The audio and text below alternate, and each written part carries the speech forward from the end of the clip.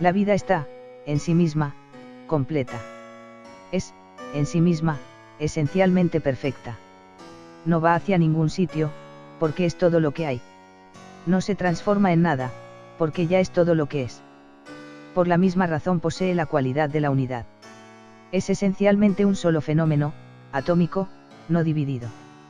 El reconocimiento de esa realidad de la vida es a lo que llamamos realización, iluminación espiritual, trascendencia. Se trata de la cúspide de la existencia, la culminación de su propósito último, el acceso a la verdad, y con ello, a la eternidad. La ausencia del reconocimiento de la realidad, la cual, como ya he dicho, es la perfección y plenitud esencial de la vida, es ignorancia. Estamos hablando de la incapacidad de percibir la esencia de lo uno, y en su lugar, la errónea percepción de una realidad fragmentada, parcial, incompleta, dividida por el espacio y el tiempo.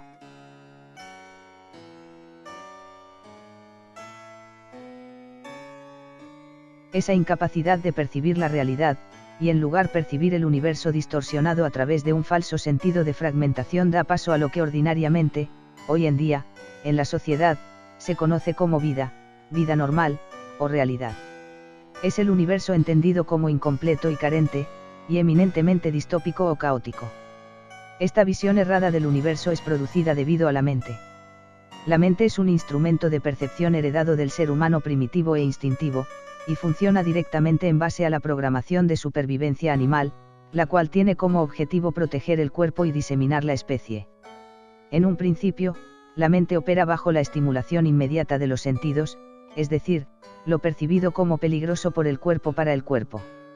Sin embargo, la mente humana, a diferencia de la mente puramente animal, es lo suficientemente poderosa como para percibir patrones mucho más complejos en la realidad, que los meros estímulos instintivos. Es lo que se conoce como intelecto. El ser humano primitivo empezó a desarrollar su intelecto con el pasar del tiempo, la exploración y experimentación empírica, cosa que posteriormente llevaría al entendimiento científico de la realidad y el entendimiento de los fenómenos materiales.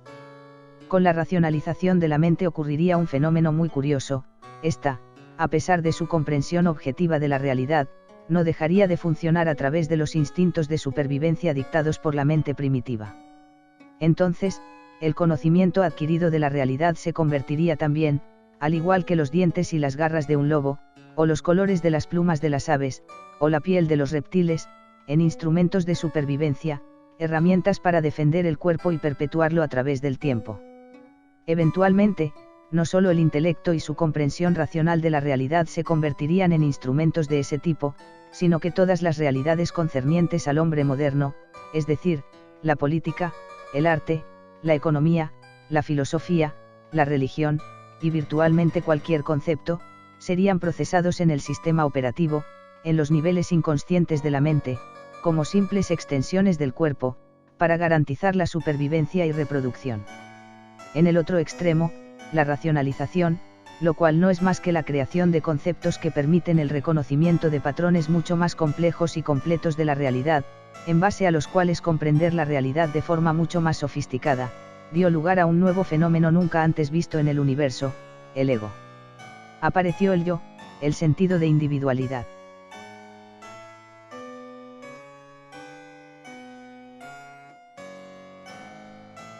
El ego surge como un reflejo del mundo entendido a través de los ojos del conocimiento, ya que la misma percepción de objetos parciales que conforman una realidad fenoménica obligan a la mente a formar una imagen de aquello que es capaz de percibir dicha realidad fenoménica. La imagen de aquello que es capaz de percibir es el yo, y este se explica o se comprende según el entendimiento o el filtro a través del cual se entiende el mundo.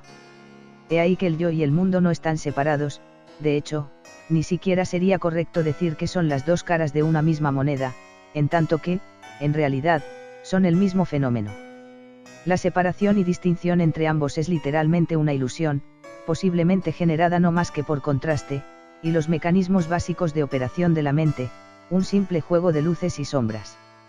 De ese tal ego, o yo, podríamos decir, aunque solo única y exclusivamente para efectos de nuestro entendimiento conceptual, que es un segundo estadio, después del estadio de la mente instintiva, en el desarrollo evolutivo, espiritual, psíquico o físico, del ser humano.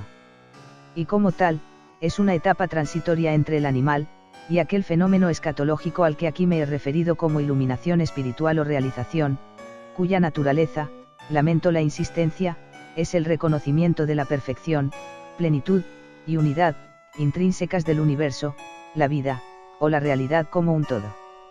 Llegado el ser humano a ese punto en el que su ego está completamente formado, el conocimiento, y el mismo, se transforman en un arma de doble filo. A saber, la complejidad de los patrones que es capaz de entender y reproducir es tal, que toda su razón empieza a ser contradictoria. Es decir, su entendimiento de la realidad empieza a contradecir los principios mismos en base a los cuales se estableció, en un inicio, el mismo entendimiento. El porqué de esto es lo siguiente. Todo conocimiento es parcial, incompleto, y lo es porque la naturaleza de la percepción es la limitación. Somos capaces de percibir gracias a lo que no podemos percibir, es el contraste entre lo que percibimos y lo que no, lo que crea la ilusión de percepción o de ausencia de percepción. En base a la percepción, o ausencia de la misma, se genera el conocimiento, lo cual funciona de la misma manera. Los patrones reconocidos y entendidos son lo que son porque se ha establecido una distinción inicial, o contexto, con el que se definen los mismos patrones reconocidos. El contexto, distinción inicial, o propósito, es precisamente el primer estadio, que a su vez es el origen, de todo el proceso evolutivo del ser humano. Estamos hablando del estadio instintivo, animal, puramente corporal. En otras palabras, toda la comprensión científica, objetiva, o racional del ser humano, su desarrollo y su constante tendencia a encontrar problemas más complejos y buscar soluciones cada vez más sofisticadas es solo una extensión del instinto de supervivencia, y un intento por lograr la perpetuación del cuerpo y la especie en el tiempo. Sin embargo, el mismo desarrollo del intelecto y el entendimiento racional de sí mismo y la realidad, naturalmente llevan al ser humano por encima de la ya mencionada base existencial, o contexto. Es decir, el entendimiento lleva al ser humano más allá de sí mismo, del cuerpo, del instinto animal, y de lo que desde ese punto de vista se considera vida o muerte, creando así una contradicción de índole ontológica en la que el mismo crecimiento, desarrollo o maduración, sea intelectual, emocional, psicológica, espiritual, física o tecnológica, lleva eventualmente a la destrucción de los principios que originalmente iniciaron con todo, tal como una semilla es naturalmente destruida para dar vida al árbol, y a los frutos. Es aquí, entonces, cuando ahora el ser humano se enfrenta al gran dilema. Es aquí cuando el individuo se ve forzado a elegir, a hacer uso de su libre albedrío y decidir si está dispuesto a dejar ir aquello que le trajo hasta donde está, y así continuar su avance por el camino, o aferrarse a aquel viejo equipaje y armadura, negarse a avanzar, y ahogarse en la decadencia gradual a la que sucumbe todo aquello a lo que se aferra el ego, producto del miedo o el deseo, hijos directos del ya mencionado instinto de supervivencia, el animal, la mente primitiva que teme por su muerte, temor que no es más que ignorancia.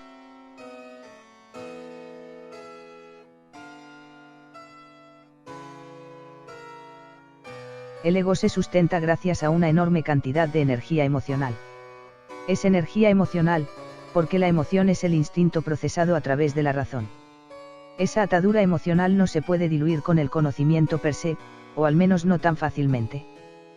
Puede suceder, pero no es lo más probable. Por lo general se requiere una cantidad de energía igual o superior a la que mantiene al ego comprimido, para liberarlo. Esa energía puede ser obtenida cuando la energía emocional del ego choca contra la energía negativa, si se me permite usar ese término, de la realidad. Esa energía de la realidad solo es accesible a través del conocimiento o entendimiento.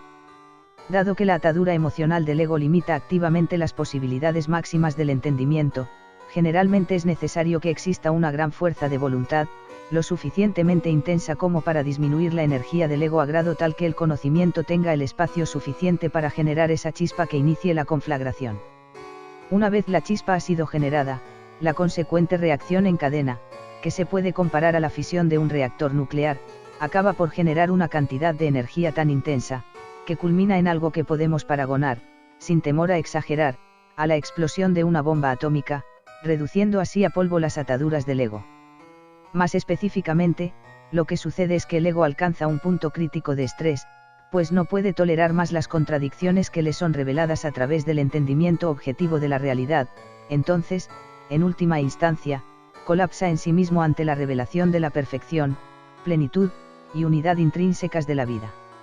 Es así como funciona en tanto que la división ilusoria creada por la mente entre el yo y el mundo es la causa principal de la incapacidad de percibir la verdad, precisamente porque la verdad es ausencia de división, es decir, es unidad absoluta e incondicional.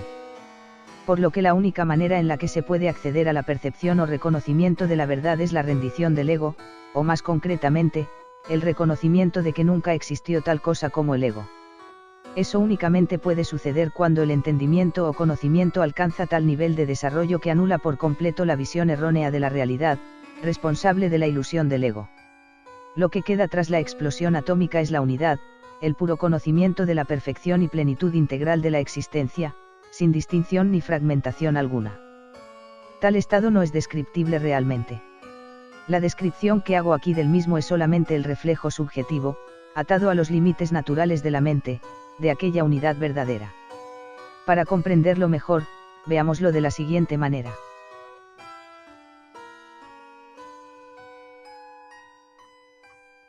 La unidad absoluta, la percepción de lo real, de lo perfecto, de lo esencial o eterno, es como la luz blanca, es decir, la luz en estado puro. Esta luz es invisible, es la luz que viaja desde el Sol a la Tierra, pero que en su trayecto a través del vacío del espacio, e incluso una vez entrada en la atmósfera terrestre, antes de tocar cualquier objeto, no es perceptible por nuestros ojos. Pero en el momento en el que entra en contacto con una sustancia de cualquier tipo, se descompone. La descomposición ocurre porque algunos, o todos los componentes reducen bruscamente su frecuencia de onda a la vez que rebotan o se desvían de su trayecto original. Esos fragmentos de la composición de la luz blanca que rebotan o se desvían, debido a su frecuencia de onda menor a la original, se hacen visibles para nuestros ojos. Dichos fragmentos son lo que entendemos como colores. Y en nuestra analogía representan el universo fenoménico, en contraste con lo absoluto, no perceptible por la mente. Esos colores que percibimos pueden ser rojo, o azul, verde, morado, o cualquier otro. Todos son fragmentos de la luz blanca, de la unidad, de la verdad. Sin embargo, existe otro color que es visible, y es distinto al resto, es el color blanco. El color blanco no es la luz blanca es invisible, imperceptible por el ojo, así como lo eterno es imperceptible por la mente, pero aún así el color blanco es la unión de todos los colores, es la luz no fragmentada, es la unión. Esto sucede porque la luz blanca rebota en un objeto que reduce la frecuencia de onda de todos sus componentes al mismo tiempo, de modo que no se fragmenta. La reducción de la frecuencia de onda sin descomposición es lo que permite que podamos percibir el color blanco, un reflejo directo de la luz blanca pero en una frecuencia de onda reducida, es decir, limitada por una configuración específica de la materia.